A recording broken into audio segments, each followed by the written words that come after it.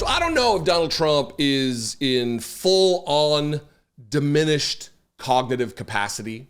If we're watching the slow degradation or the rapid degradation of his brain, or if he's just so focused on himself that he forgets what his job is and what he's there to do. And there is no better example. I mean, there's been many from the previous administration when Donald Trump would walk out of rooms, just wander out of rooms when he was supposed to be signing executive orders or signing legislation. And this is, it's starting again. And this is the case. He was supposed to swear in Tulsi Gabbard, the Russian propagandist, as the director of national intelligence. An absolutely dark moment in the history of the United States, that this is the person who is kind of the tip of the spear for intelligence gathering and analysis of all of the different agencies. It's kind of the clearinghouse, or it runs the rest. And she, an Assad apologist, a Putin apologist, someone who traveled to meet with and bend the knee and kiss the ring of Bashar al-Assad. Wild. She's in a cult, a literal cult.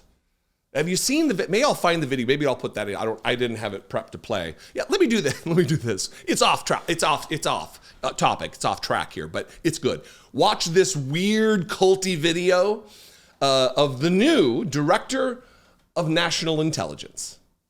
Those of us who are the spiritual children and grandchildren of His Divine Grace, A.C. Bhaktivedanta Swami Prabhupada, would all be lost orphans were it not for his compassion and mercy. My Gurudev, Srila Siddhaswarupananda Paramahamsa, has said that while we will never be able to repay the debt of gratitude that we all owe Srila Prabhupada, what we can do is be pleasing to him by always taking shelter in the holy names of Krishna.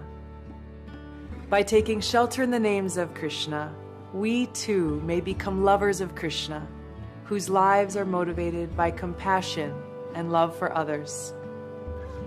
My dear friends, in this way, with the sweet names of Krishna always upon our lips and in our hearts, we will always be able to transmit the transcendental nature and glories of Srila Prabhupada's journey to the United States of America and the Western world. So on this historic and auspicious day, we should take this opportunity to beg for the blessing of Srila Bhaktivedanta Swami Prabhupada, so that we too can taste the nectar of love for Krishna and be motivated by compassion to use our lives working for the spiritual and material well-being of others. Again, I thank you all for this opportunity. Jai Shri Krishna. Jai Srila Bhaktivedanta Swami Prabhupada. All right, so that's weird. That's creepy. Very weird and creepy. Dangerous to have this type of a person be the director of national intelligence. We're going to get to that. We're going to get to Donald Trump walking out on her and not swearing her in that moment. Even Newsmax was like, what's happening? We thought we were going to see it. You'll see that.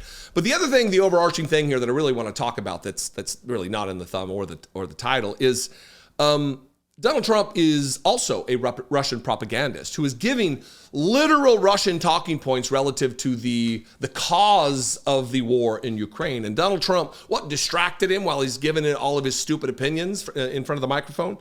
They're asking him about, do you view Ukraine as an equal partner in negotiating a peace deal? He's like, well, that's a very interesting question. Blah, blah, blah. And he says a bunch of shit. And then he says, it's an interesting question. I think they have to make peace. That was not a good war to go into, as though Ukraine chose to go into the war that they were subjected to, and their pregnant women were murdered in hospitals by Russian soldiers. They didn't go into a war. They were invaded. And this is the new Republican narrative, the supporter of Russian autocracy. It's gross. Anyway, watch this, and then we'll get to him wandering out of the room deal. Ukraine as an equal member of the peace process? Say it, what? Do you view Ukraine as an equal member of this peace process? It's an interesting question. I think they have to make peace. Their people are being killed, and I think they have to make peace. We will I said that was not a good war to go into, and I think they have to make peace. That's what I think. Why did you decide to talk to Not a good war to go into.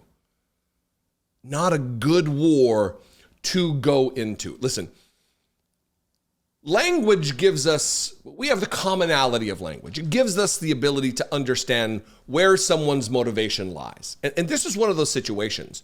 When someone is attacked, if you have a kid, a child, who is battered and beaten in a fight at school, attacked, unmercilessly beaten, no fault of their own. They're just minding their own business in the library, and a group of tough kids comes in and beats the hell out of them and hurts them, nearly kills them. If someone were to say, they know the details, they've watched it happen, and they say, well, they shouldn't have got into that fight. They didn't go into a fight, they were reading a book in a library, and then they were attacked. It shows you the mindset and the opinions of the person who said that, because we have the commonality of language. And we know, we can see into the mind of Donald Trump that he is a full stop ally of the dictatorial autocrat, an enemy of the United States, attacker of our democracy, Vladimir Putin. He loves him. He admires him. He is friendly with him. He takes the Russian propaganda story and tries to make it reality. But eggs were expensive, everybody. People wanted their gas bills down. How'd that work out for you? You fucking idiots. How'd that work out for you when eggs are in some places like $10 a dozen now? And I know it doesn't have anything to do with Donald Trump, just like it didn't have anything to do with Joe Biden. But you know what? Don't promise you're going to do the thing that you end up not only not doing, but the opposite takes place. If it was Joe Biden's fault that eggs were high, it's Donald Trump's fucking fault that eggs are high. Now, watch the diminished dementia brain melt happen. He's either too focused on himself, or he wants to get out of the room because he can't answer any questions, or he really is having a moment where he just forgets and wanders out of the room. Watch this, and the real funny part, pay attention to the Newsmax host when they freeze the frame, and he's even confused of what's going on. Thank you very much, everybody. Thank you. Thank you. Let's go. Quickly, let's go. Come on, guys. Hey, guys, let's move. Come on. Let's go, man.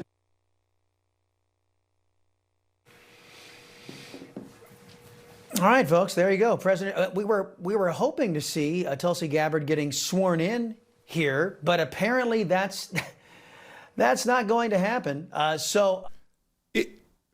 It's embarrassing from top to bottom. It's embarrassing. It's gross. It's infuriating. But it is what it is. It is what it is, I guess. Anyway, what do you think? Please consider supporting this work. One, subscribe to this channel. If you watch my videos with any regularity whatsoever and you're not subscribed, maybe you think you're subscribed because you watch all the time. Check and see. If you're not, click that subscribe button. It's free. And that would help support the channel very much. If you want to take that support to the next level and provide $1.99 a month to help me make these videos and produce this content, you can click the join button, separate from subscribe, join button to become a channel member. That would be fantastic. $2 a month. You can also go over to patreon.com/IDoubtItPodcast. That's not just for the podcast. It does support this channel. It does support the podcast too. Anyway, I would appreciate your consideration very much. It would be great. I'm on social media at Dollemore. I'd love to see you there. And I am going to go take a nap or do something that is not involving all of this. Take care of yourself. Participate in self-care. Be kind to yourself. Check out of politics. Take days off of YouTube. Seriously, don't watch my content some days. Go and take care of yourself. Your mental health is more important now because we need to make sure we're ready for the fight that will continue for the next 4 years. I love and appreciate you. It's not just something I say. I do love and appreciate the audience. You guys are amazing. I'll see you next time. Be genuine. Take care of one another.